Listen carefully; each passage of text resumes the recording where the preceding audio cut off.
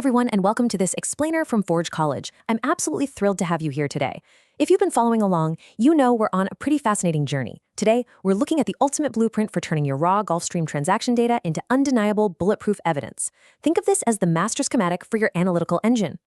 So let's just quickly get our bearings. In our previous track lesson, we covered designing your data collection, which is basically gathering all that raw material off the shop floor. Now we are right here, in the middle, looking at analysis methods. We're going to build a precision analytical engine to process all those raw captures. And honestly, this is absolutely crucial before we move on to our final destination, which is drafting the actual case study. Here's our master schematic for today. We'll start by moving from raw data to evidence, explore the 3 analytical tiers, run through a high-fee example, look at our 5-stage pipeline, and finally package it all into defensible claims. Let's get right into it. All right, section 1, from raw data to evidence. Imagine all those raw transaction captures we pulled as just unrefined scrap metal rolling onto the shop floor. I mean, it's got potential, sure, but it doesn't actually prove anything yet.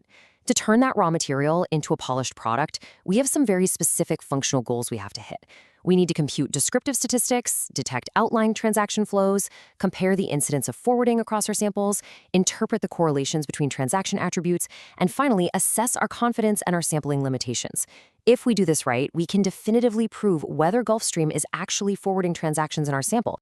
Moving right along to section 2, the 3 analytical tiers. So to actually hit those goals we just discussed, we need the right machinery. First up, we have the summary tier. This measures our parts using proportions and confidence intervals to tell us exactly how common these forwarding indicators really are. Next, we highlight outliers. This is our detection gear, basically stress testing our parts to find uncharacteristic latencies. And finally, we compare groups using tests like the Mann-Whitney-U or Z-tests. This is how we benchmark performance and prove differences, without having to assume the data is perfectly normal. Now, our primary anomaly finding gear is called an isolation forest. Yeah, I know, it sounds like some creepy remote cabin in the woods, but it's actually a brilliant algorithm. It takes a multivariate feature set, meaning it looks at latency, fees, instruction counts all at the same time, to flag transactions that deviate from the baseline. It's specifically out there hunting for those suspicious, forwarding-like outliers in the data. You might be wondering, why do we need such heavy-duty algorithms and robust statistics? Well, you know how blockchain timing data is? It acts a lot like a roller coaster. It's full of extreme highs and sudden drops.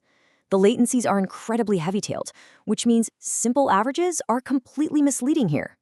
You wouldn't measure how scary a roller coaster ride is by its average height, right? That's exactly why we rely on the median and interquartile range, or IQR, for real accuracy. Which brings us to section 3. Let's look at a high-fee worked example. Let's grab a real artifact from our earlier lessons and throw it right onto the assembly line to see how the machine handles it. Here is the exact research question we formulated back in lesson 1.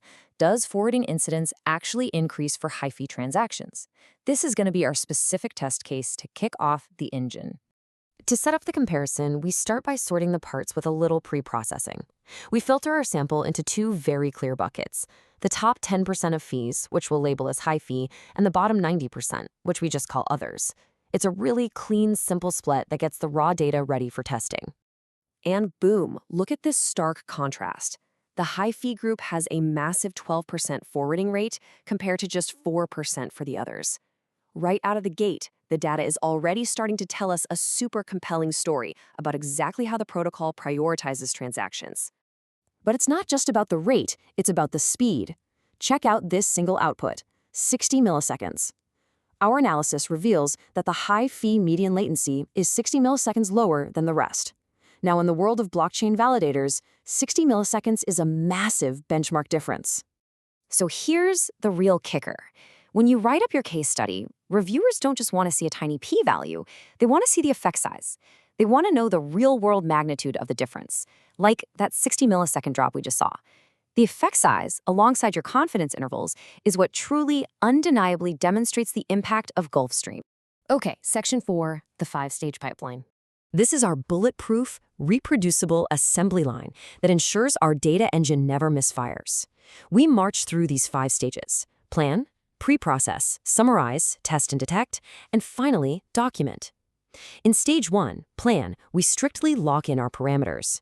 This prevents that dangerous trap of p-hacking, where you just go hunting for a favorable statistical result. And hey, this kind of rigor isn't just for this explainer, it's exactly the kind of professional standard you'll find across all the courses and Web3 learning programs we offer at Forge College.